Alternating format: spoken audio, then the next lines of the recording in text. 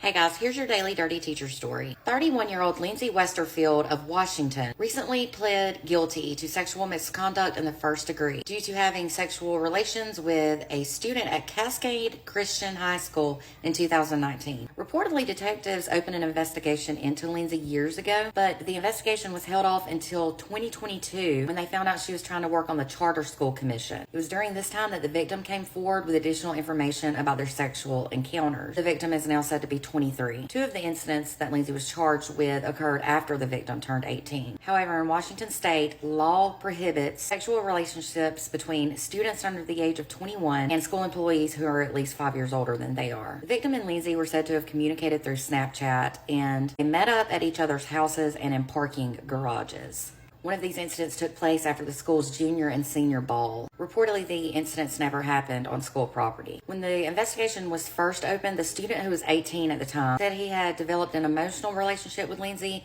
but he would not admit to any sexual activity. It would take the victim 3 more years before he would give additional details. During this time, the victim's dad told authorities that the relationship between his son and Lindsay had been off and on for a while. He said there was a time where the victim went so far as to drop out of college so that he could get a job to support Lindsay. Unbelievable. 2 years ago, an investigator reached out to local police after Lindsay tried to get a job with the state's charter school operation. Several months later, the investigator told police that Lindsay had surrendered her teaching license and was fired from her job. After she was fired, a detective contacted the victim's dad again to share the news. That's when the parent told the detective that the victim had started back to college and he might be ready to share their sexual relationship more in detail at this time. So it was finally then that the victim described several sexual encounters between the two of them and the lengths that the two of them would go through to make sure that nobody found out. The victim said he was pretty horrified, and he finally cut off all communication with her in 2020 after they broke up for the final time. Lindsay resigned from her teaching position in 2019, not long after the investigation started. All she was sentenced to